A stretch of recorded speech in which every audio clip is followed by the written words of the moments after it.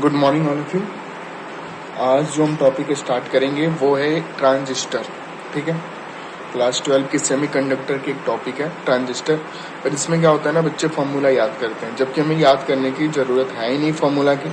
हमें बस वहाँ इनपुट और आउटपुट सीखना होता है। ठीक है, तो मैं आपको सिखाता हूँ होता है क्या ट्रांजिस्टर, पहले आप देखो। ठीक है, चलो अगर मैं बात करूँ ट्रांजिस्टर की, तो ट्रांजिस्टर क्या है? Three terminal device.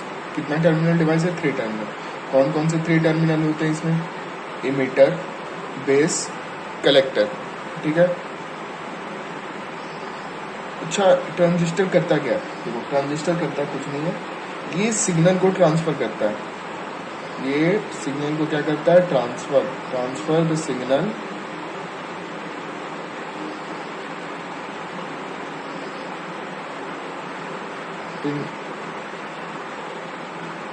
ये हमारे क्या करता है? सिग्नल को ट्रांसफर करता है।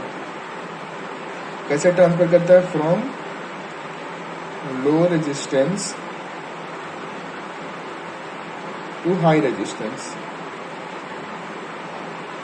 लो रेजिस्टेंस टू हाई रेजिस्टेंस का मतलब क्या हुआ? तो सिंपली ये समझो, ये सिग्नल को क्या करता है?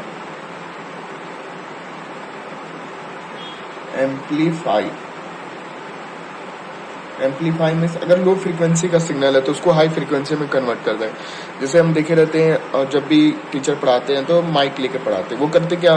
वो एक लो फ्रीक्वेंसी से बोलते हैं, पर वो फ्रीक्वेंसी को काफ़ी ज़्यादा हाई कर देता है, जिससे क्लासरूम के सारे बच्चे ऑडिबल हो जाते हैं। तो वो किसके मदद से होता है? यही ट्रांजिस्टर की मदद से होता है।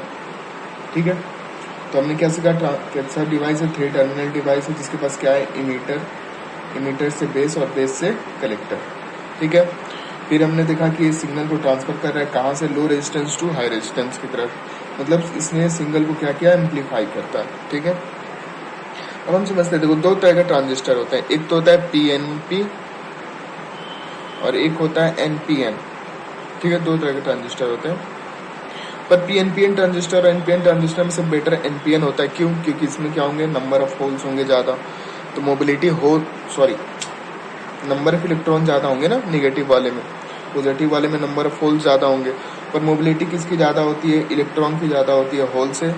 इसीलिए हम बोलते हैं कि एनपीएन ट्रांजिस्टर क्या होता है? बेटर है। ये क्या है? बेटर ट्रांजिस्टर है। कैसा ट्रांजिस्टर है ये? बेटर ट्रांजिस्टर है। ठीक है, तो हम जितने भी वर्किंग मॉडल होती है हमारी, ये एनपीएन पे बेस्ड होती है, पीएनपी की हम यूज़ नहीं करते हैं। ठीक है, अब हम सीखते हैं। देखो बेसिकली जो हमें पढ़ना है ना, जैसे कि emitter, base, collector, three terminal हो गए इसमें। इमीटर से बेस, बेस से कलेक्टर। अब इसमें हम क्या करते हैं? कभी इमीटर को कॉमन कर देते हैं, कभी बेस को कॉमन कर देते हैं, कभी कलेक्टर को कॉमन कर देते हैं। ठीक है, ऐसे कर करके हम सर्किट बनाते हैं इसके। पर अब देखो हम क्या कह रहे हैं, अगर मैं तुम्हें एक ट्रिक सिखाना चाहता हूँ, देखो ट्रिक सीखो, जिससे फॉर्मूला तुम्हें याद करने की जरूरत नहीं पड़ेगी। ठीक है, अगर तुम इमीटर को कॉमन लोगे, पहले तो ये सीरीज में लिख लो, इमीटर से बेस, बेस से कलेक्टर। ठीक है, अब इसमें देखो पहले स्टेप में मैंने क्या लिया? Common emitter. अगर मैं कॉमन इमीटर लूंगा तो इमीटर से बेस, बेस से कलेक्टर, तो इमीटर वाले को मैं क्रॉस कर दूंगा। जो पहला आएगा वो हो जाएगा इनपुट, और बाद वाला क्या हो जाएगा? आउटपुट। ठीक है, सेकेंड, अगर मैं कॉमन बेस लेता हूँ तो मैं यही सीरीज लिखूंगा फिर से, और यहाँ मैं बेस को कट कर दूंगा, और मैं पहले वाले को क्या दे दूंगा? इनपुट, बाद वाले को क्या बोल दूंगा? आउटपुट। ठीक है, तीसरे में देखो, अगर मैं कॉमन कलेक्टर लेता हूँ तो ई बी सी, कलेक्टर को काट दूंगा, इसको बोल दूंगा पहले वाले को इनपुट, और दूसरे वाले को क्या बोल दूंगा? आउटपुट। ठीक है, अब ये इनपुट आउटपुट कर क्या रहे हो ये तो बताओ। जैसे तुम इसमें फॉर्मूला पढ़ते हो ना कि वोल्टेज गेन, करेंट गेन, तो इसके फॉर्मूला क्या होते हैं? Output by input. वोल्टेज के भी आउटपुट बाई इनपुट, पावर के भी आउटपुट बाई इनपुट। समझे? तो यही आउटपुट और इनपुट के तुम फॉर्मूला रटते रहते हो, वो जो कि तुम्हें रटना नहीं है, इस ट्रिक से निकाल लेना है कि पहले आउटपुट को ऊपर लिखेंगे, बाद में इनपुट को लिखेंगे, आपको गेन मिल जाएगा। ठीक है, देखो इसमें करंट की फ्लो की डायरेक्शन मैं बता दूं ट्रांजिस्टर में, तो करंट हमेशा करंट की डायरेक्शन जो होती है वो हमेशा पॉजिटिव से निगेटिव होती है, और करंट हमेशा इमीटर से निकलता है। कहाँ से निकलता है? इमीटर। करंट की फ्लो हमेशा कहाँ से होगी? इमीटर से होगी, और हमेशा कहाँ होगा? P2N होगा। ठीक है, अब इसको रिप्रेजेंट करने के लिए अगर मैं सिंबल बना दूं, तो ट्रांजिस्टर के रिप्रेजेंट करने की सिंबल देख लो, कुछ ऐसे होता है। एक ये ऐसा 3 टर्मिनल्स बना होता है, और इसको ऐसे बॉक्स में हम डाल देते हैं। ठीक है, इसको बोलते हैं हम ट्रांजिस्टर। ये हमेशा बेस को रिप्रेजेंट करता है। ध्यान रखना, ये वाला लाइन हमेशा किसको रिप्रेजेंट करता है? बेस को। अब इन दोनों में से कोई भी कलेक्टर हो सकता है, कोई भी इमीटर हो सकता है। ठीक है, ये हमेशा बेस को रिप्रेजेंट करेगा, आप ध्यान रखें। अब इसमें कॉमन इमीटर, कॉमन बेस, पर हमें ज़्यादातर जो पढ़ना है ना, हमें पढ़ना है जो मोस्ट कॉमन है, जो हमें पढ़ना है। तो मोस्ट कॉमन जो हम पढ़ते हैं वो होता है कॉमन एमीटर, जो हमारे सिलेबस में ज़्यादातर क्वेश्चन हमारे कॉमन एमीटर पे ही बनते हैं।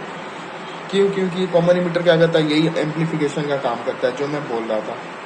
देखो, अगर तुम यहाँ पढ़े कि 3 जंक्शन होता है, तो 3 जंक्शन 3 टर्मिनल है, तो 3 टर्मिनल है, तो इसमें 2 तरह के जंक्शन बनेंगे। एक जंक्शन इमीटर और बेस के बीच में, और दूसरा जंक्शन बेस और कलेक्टर के बीच में। तो इन्हीं जंक्शन की बाइसिंग के अकॉर्डिंग हम बोलते हैं कि इसकी वर्किंग मॉडल क्या होगी। तो जो हमारा कॉमन एमीटर, जो हमें बेसिकली पढ़ना है, जिसे क्वेश्चन ज़्यादातर आते हैं, इनमें अगर मैं लिखूँ EBC, तो इसमें मैं किसको कॉमन बता रहा हूँ? मैं बोल रहा हूँ कॉमन एमीटर, तो मैंने इसको कट कर दिया। तो ये मेरा क्या था? इनपुट था। ये मेरा क्या था? आउटपुट था। ठीक है, अब मैं अगर इसकी बात करूँ, जंक्शन की बात करूँ, तो जंक्शन देखो कौन से बनेंगे? एक तो इमीटर और बेस के बीच में बनेंगे। दूसरा जंक्शन जो बनेगा वो कहाँ बनेगा?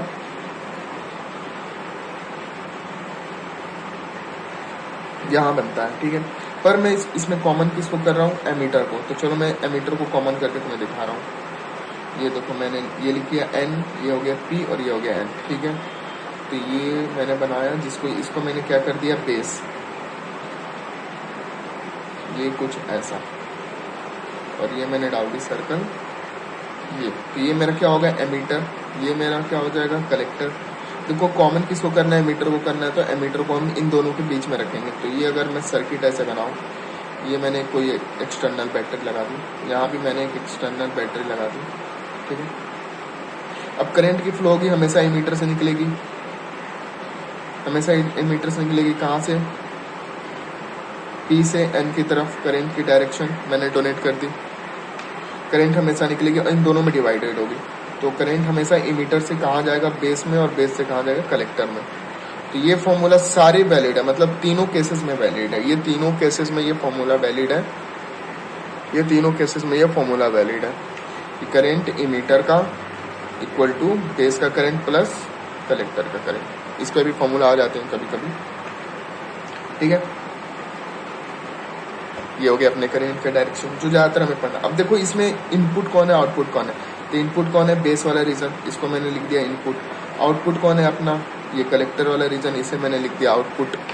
तो जो इनपुट होता है ना, इसकी बाइसिंग होती है फॉरवर्ड में, और जो आउटपुट होता है इसकी बाइसिंग होती है रिवर्स में। जब ऐसी बाइसिंग हमें देखने को मिलेगी ना, तब इसकी जो वर्किंग मॉडल होगी वो होगी एम्पलीफिकेशन वाली। एम्पलीफिकेशन वाली मतलब ये सिग्नल को क्या करेगा? एम्पलीफाई करेगा। सिग्नल को क्या करेगा? एम्पलीफाई। तो फिर ये सिग्नल को क्या करेगा? एम्पलीफाई करेगा। ठीक है, ज्यादातर क्वेश्चन इसी वर्किंग मॉडल पे आता है। अब इसमें देखो पूछता क्या? करंट गेन बताओ। तो करंट की गेन तुम क्या लिखते हो? Output by input. तब तुम्हें तो अच्छे से पता है ना, ट्रिक से तुमने इसलिए निकाल रखा है कि कॉमन एमीटर की ट्रिक में इनपुट कौन है, आउटपुट कौन है।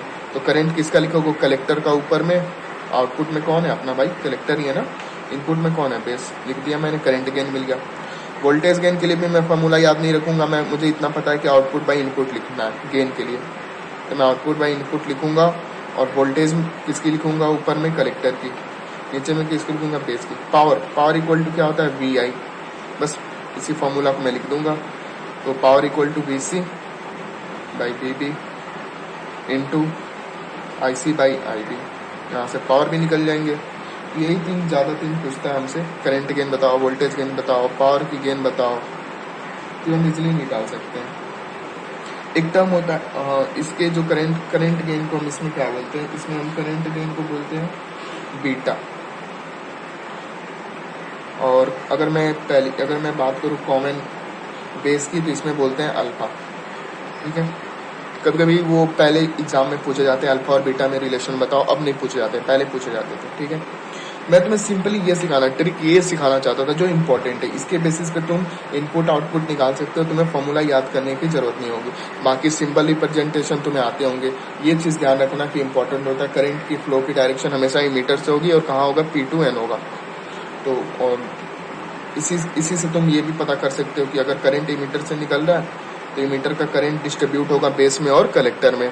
तो इमीटर का करंट इक्वल टू बेस का करंट प्लस कलेक्टर का करंट। ये इंपॉर्टेंट फॉर्मूला, बाकी ये फॉर्मूला तुम इस ट्रिक से निकाल लोगे। तो बस यही 3 फॉर्मूले होते हैं ट्रांजिस्टर में जो हमें ध्यान रखने होते हैं, और मोस्ट कॉमनली जो हम पढ़ते हैं वो कॉमन इमीटर होता है, ठीक है। बाकी ये भी तुम बना सकते हो, अगर क्वेश्चन में आए तो तुम इजीली कर सकते हो।